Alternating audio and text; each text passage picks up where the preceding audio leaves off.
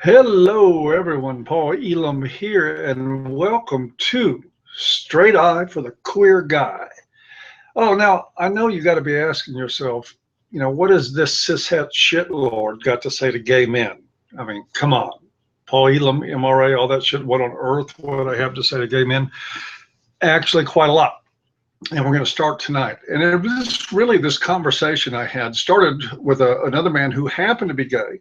And it made me reminisce about a television show I watched back, Queer Eye for the Straight Guy. It started in 2003, ran a few years, had Ted Allen on it. And basically the premise for the show was really simple. Is you take, some average cishet doofus and who, I don't know, does stuff like drinks tea out of plastic glasses, some unrefined shit like that. Hang on.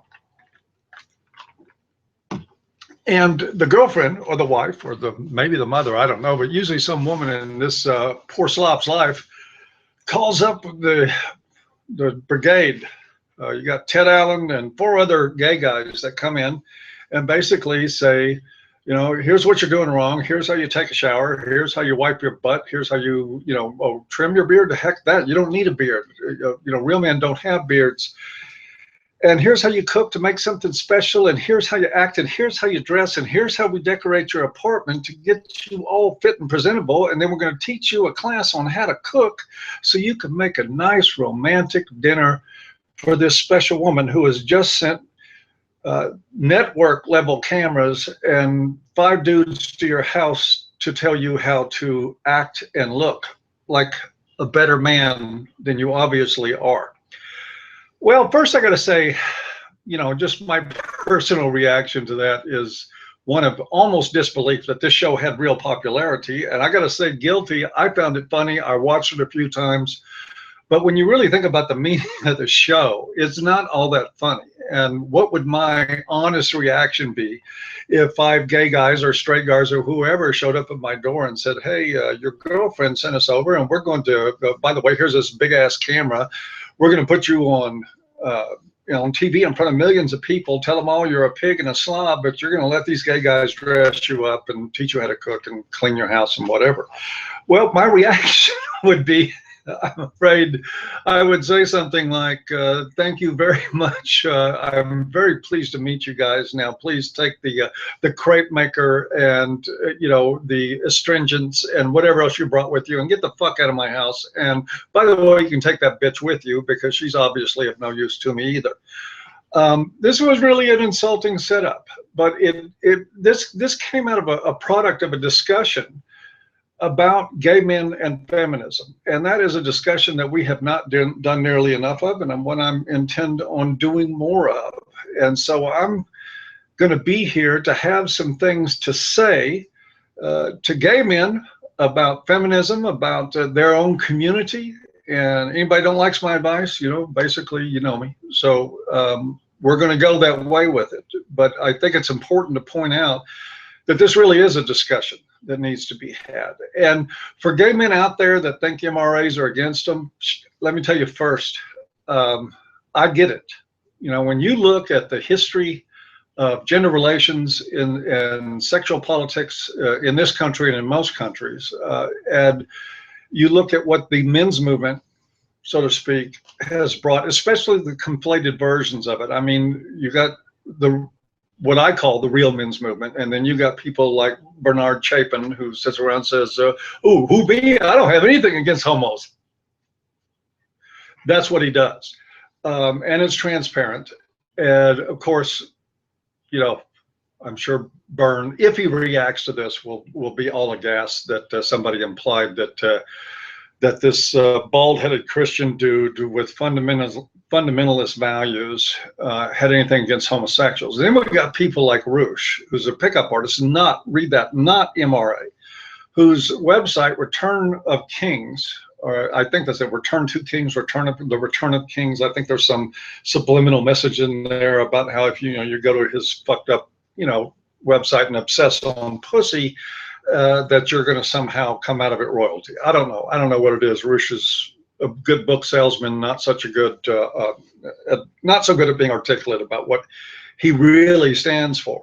And on his website, gay men aren't allowed. And as much as the They don't want you to comment there. So as much as the media conflates all this shit and dresses up people like Roosh to be MRA when he's not. I mean, I agree with people that call him Roosh the douche a lot more, and I don't care who says it, whether they're feminists or not.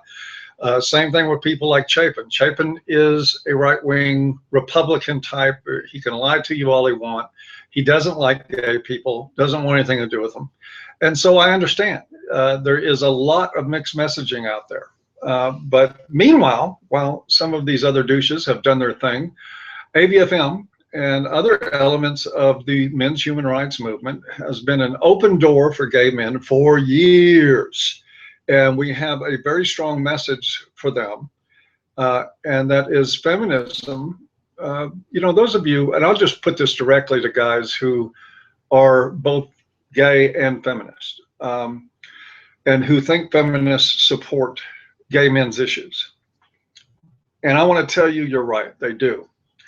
As long as you're on fire, as long as you're flamboyant enough as a gay man to go out there in their little shop window and give the world what it wants to see of what it calls fags by any other name, then feminists just love you.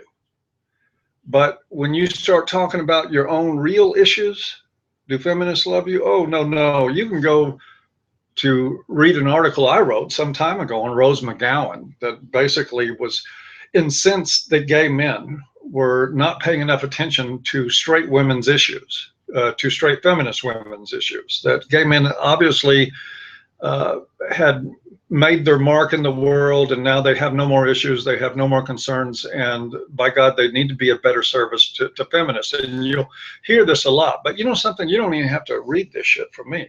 I mean, you'll find it if you Google my name and Rose McGowan. You're going to find a lengthy article I read. I've written other articles on this subject too, about basically how you as gay men have been dismissed by feminists unless you've been useful since their movement began. But don't read me. What you should do is go into the low bar of this video and read Andy Bob's, the beginning of his incredible series. He's 3 parts into a 4-part series on why gay men don't need feminism. And I'll tell you, it would be hard for me to imagine why any gay man, or how any gay man, could read this series of articles. And I'm, like I said, we're only to part 3. We haven't gotten to part 4 yet. And come out of that, if you come out of that, read that and come out of it identifying as a feminist, then enjoy your life on the end of a leash, and enjoy your life as being identified as gay and a supporter of women's rights, and enjoy a life where they will continue to dump on you like they have dumped on you, which Andy Bob documents meticulously, especially in part 3 of this incredible series that he wrote. And it leads me to wonder, I mean, I got to ask, what is this shit? First, are you like, and I'm asking gay male feminists out there, are you like fucking slow or something? Because if I belonged to a group that was GLBT, and then somebody came along for the political expedience or whatever it is and switched it to LGBT, that would send a real message to me. It would be sort of like, you know, maybe the girlfriend calling up and sending 5 gay guys over to teach me how to dress. I just, oh, by the way, when I said they could get out and take their crepe maker and all that stuff, please leave the Bordeaux behind, Ted. I love Ted Allen, by the way, but that's another subject. I'll get to it later. But basically, you've been duped. And you've been duped by, I think, the most intense emotional card that is facing the lives of most gay men. And what all the problems about homosexuality in modern culture, now don't get me wrong, I'm not, you know, totally uneducated. I am aware of cultures past where gay men were considered perfectly acceptable, where homosexuality in the culture was a good thing. That was, but that's not the culture we live in now. We live in a most recent culture of hatred toward homosexual men. And I think if you look at the ideology and you're honest about it, it's because gay men are not very useful to women. Well, except maybe as free therapy for the fag hags out there that hang around gay guys so that they can complain about all their boyfriends and get a warm and loving and thoughtful and intelligent audience who will maybe never hold them accountable for what they do. But the big problem is that gay men are dismissed because they're not considered to be men. And if that is one way of looking at homophobia, another way to look at it is that this is exactly what feminism does to the gay male community. It tells them, you're gay first. You might be men, but you don't identify as men. You identify as gay, because that serves us to have some dressing in the shop window that we can look at and see how inclusive we are. We've got these gay men here. See, they're very gay. If you'll notice, they're all very, very, very gay. And that serves feminists very well. And the moment that you start addressing your own issues, or that you're not addressing their issues enough, you would see feminists like Rose McGowan come out and say that the only thing that gay men have accomplished is doing drugs and wearing orange Speedos atop a float in a gay pride parade, which is pretty much verbatim what she had to say. This is nothing new. So we run into a fundamental problem here. What about gay men as men? What if, God forbid, that we looked at gay men first as men? What if we set aside sexuality in all people for a few moments, just a few moments? I mean, don't get uncomfortable. We don't want to put anybody through undue stress, but what if we just said, screw the sexuality part of it, screw who you sleep with, what your choices are. Don't men who happen to be gay also have all the same issues, or nearly all, as men who happen to be straight? And I would argue really all. I mean, it isn't like gay men can't be falsely accused. We've seen that in the news before. And it isn't like gay men can't have really, really shitty and stupid and disingenuous fingers pointed at them. It happens all the time. They live with virtually every issue that straight men live with. And yet, as a culture, we look at them as a group and say, okay, we got the gays and lesbians and transgender and bisexual, and we're going to put them all in this sort of really funny people bucket and set them over in the corner. So we can look at them from a distance and say, well, yeah, I identify with the binary. I'm a cishet shitlord. And, oh, Andy Bob there is over off in the corner with a bunch of other people like lesbians that he doesn't identify with it, the fuck all. And we're going to use that as a model. That's the feminist model, guys and gays. That's the feminist model.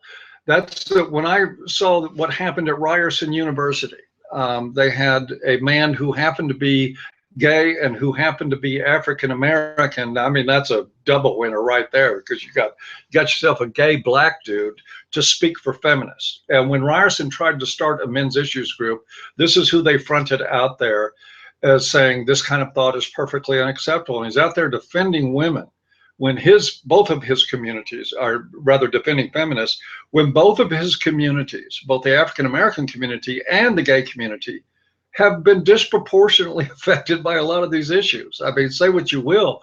I hate what happened to people like Brian Bakes and others and Caleb Warner, but we don't find men strung up on fences, beaten to death because they're men. It's because they're gay. And that is still a problem in this society. But what about solutions? What are we going to do? Are we going to get solutions from a bunch of gender ideologues that think you're nothing more than little poodles to be walked around like you're at a dog show, and that you're going to be accepted and part of the program as long as you're sitting up and begging exactly when you're told to by your betters? Because, you know, you can like it or not. That's what feminism has for gay men. They have a pat on the head, throw them a treat, as long as they're performing for the feminist community. And the moment they stop, the moment they say, wait a minute, what about me? What about my issues? What about, and God forbid, what about my issues as a man? I mean, do they really believe this? That gay men, literally, to be identified first as a man, they have to come out of the closet as a man. Now, how fucked up is that? That you've already been through coming out as somebody that's gay. You've already been through the social pressure, the parental shit and the family stuff that happens with that, and all the fears that you have to walk through. And when you do that, sure enough, feminists are patting you on the head and saying, good boy, now go over here and take care of women, just like real men do. You don't want to look at that? Fine, you don't have to, but that's the way it is. And so what if we look at this outside the parameters of the way people typically think about gay men? Because gay men are not all, you know, these absolutely on fire queens. They're not anything identifiable in terms of one stereotype. Gay men are just like all other men. They're differing levels of what you would call overt masculinity, from very, very effeminate to ultra masculine. There is a lot of different ways to identify, but the feminists are only interested in the ones that act like Nellies. That's what they want. And if that's you and that's your home, that's fine. But please know that you're being used. Please know that they're not serious about giving a flying fuck about anything in your life. The only place that there is room for gay men as men first, where nobody really cares whether or not you're gay, nobody cares who you sleep with or who you love, just nobody cares. The only place I have ever seen in my life that provided that for men who happen to be gay is the men's human rights movement. It's the only place. Everything else is conditional. We don't care who you sleep with. We don't care what your sexuality is. We don't care how you act, how masculine or how feminine you are, or how much of an identity or persona that you put on that satisfies that. No, nobody gives a shit about that. And nobody gives a shit about your saying you need to work for us or do this or do that. You don't. You don't need to do anything. What you do, what you can do is find support. What you can do is find a community that genuinely looks past your sexuality, looks past your love life, and wants to know who you are as a human being. I mean, and isn't that what every human being really wants? You know, I got to tell you, I felt mixed feelings about doing this video, and maybe I still do. I don't know, but I've always known that what I got to do in life is follow my conscience as much as possible. And my conscience tells me that gay men have been given a hugely raw deal by feminists. I know there's going to be some MRAs out there, and this is where I distinguish MRAs from MHRAs, who are saying, oh my God, what are you doing, Elam? You know, whatever. I get that all the time. I sort of nature of my personality, I sort of create that shit. But I think I create it in the right environment. People are going to say, you know, what are you doing? Now you're a gay rights movement. You know something? If you're that fucking dumb, then you're not an MHRA in my book. MHRAs are on average like Andy Bob. They're really fucking intelligent. They're really incredibly intelligent, way more intelligent than the average person. And if you're still locked in that mentality, I said, oh, look at the, you know, I'm looking at my brothers who happen to be gay, and I see them getting a raw deal in some ways, and I see the prejudice that's still out there, and I see the way they're being used by feminist ideologues in order to create this really bullshit illusion of inclusion on their part. Then I'm going to speak up and say something about it. And sure enough, the battalions of Bernard's bimbos and Ruch's little douches are going to come out and say, look, oh my God, Elam's gone, gay rights. Well, you know what? I haven't. And any sort of insinuation to that effect is absolute bullshit. It's absolute craziness. What we do at ABFM and in the men's human rights movement is concern ourselves and busy ourselves with the issues that face men and boys. That includes men and boys who are gay, men and boys who are black, men and boys who are bisexual, men and boys who identify as male but maybe weren't born that way. And if that's going to freak people out, freak the fuck out. You know, this is the internet. Just go ahead and load it up in the comments. I won't delete them. Knock yourself out at proving how silly you are. But I think we need a discussion with gay men. I think we need outreach in the MHRM. We've got a lot of gay men that have been brainwashed into thinking they're being supported by people who fucking hate them. And if you don't believe they're fucking hated by feminists, go in and read. Skip 1 and 2 for now. You'll end up going back after you read part 3. Go into part 3 and read that shit. And then deny it if you want to, or disprove it. I would love, and it's an open invitation for anybody to disprove Andy Bob's research. Have fun with that. What you're going to find, men, is that we're all in this boat together. We want to, whether we want to acknowledge it or not. And it's really time to strip away the bullshit about sexuality. In the end, it's not important. It just doesn't matter. And if this video, and the more like it that I am certain to do, because I kind of like the idea of Straight Eye for the Queer Guy, as you know, 2 or 3 times a year popping in here, we're talking about this. If you're going to have an issue with that, man, you're going to be in smaller and smaller company all the time. Because you know what? People think, people that use their heads, people that aren't looking for a reason to hate somebody. And look, I get it. One thing I get about the haters of this is that they're sick and tired of victim identity politics. They're sick and tired of it with minorities. They're sick and tired of it with gays. You know what? I'm sick and tired of it too, which is exactly why I think we're better off building a community of men that doesn't give a damn about anybody's race or anybody's sexuality or much of anything else about them as human beings. We need this. This men need this. And for those of you that want to scoff at it and blow snot at it and do whatever you want to do, I hope you don't have sons. Because, you know, some of them might turn out to be gay. And then what are you going to do? Tell them that feminism's their only option? Really? You're going to disown them, not love them?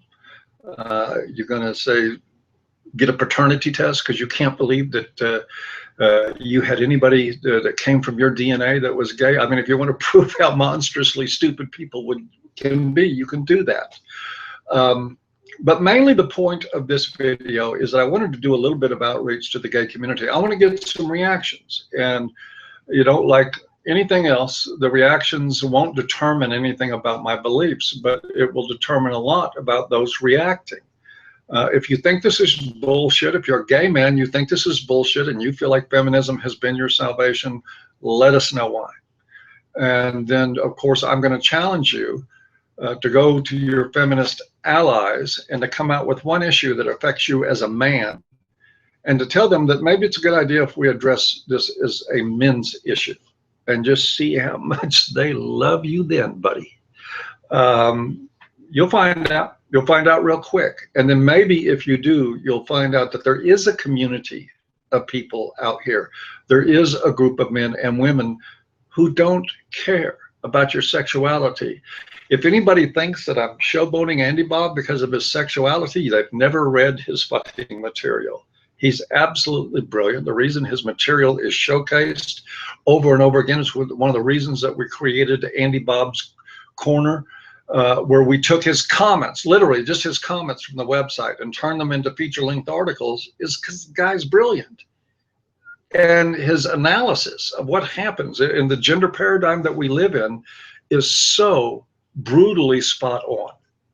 And he's not beholden to anybody, not to me. So if you think this is like, let's get our own little gay guys to stick in the show window, all I can say is be one of those guys to show up and work with us, and then see if you really feel that way.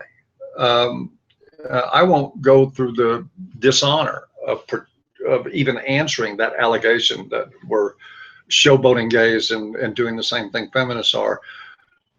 When somebody comes out with proof, I'll take them seriously. Until then, no, we're just going to keep doing what we're doing. But anyway, I think that's long enough. I think that's probably this is the end of the first episode of Straight Eye for the Queer Guy.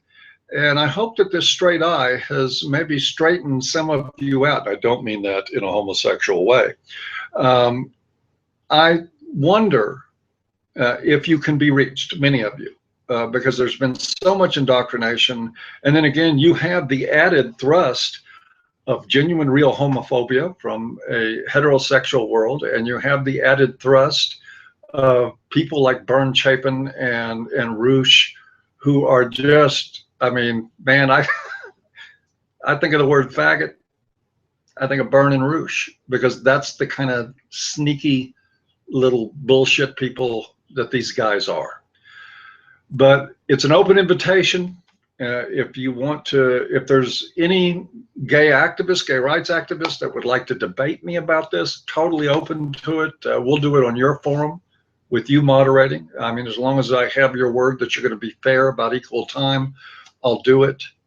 But I want to start this dialogue, and I'm arrogant enough and full of myself enough to say that when I've decided that I really want to do something, I usually do it.